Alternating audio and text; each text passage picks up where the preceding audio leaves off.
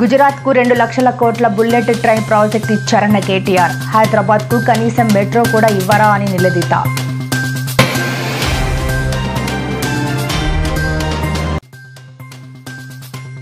విజయవాడలో ఘనంగా tourism conclave ప్రారంభం. బాబా రావుతో కలిసి క్యారేవాన్లను ప్రారంభించిన ఏపీ సీఎం.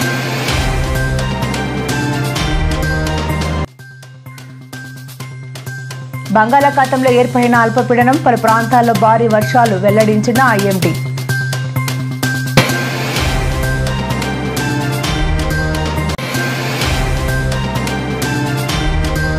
నేడు మాజీ మంత్రి హరీష్ రావును కలిసిన ఆటో డ్రైవర్ల సంఘం. తమ సమస్యలను పరిష్కరించాలని కోరుతూ వినతిపత్రం.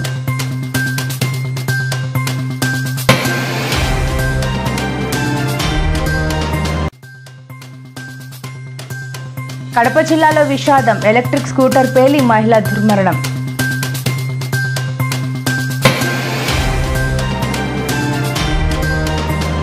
జగన్పై తొందరపాటు చర్యలొద్దు, పోలీసులకు హైకోర్టు ఆదేశం.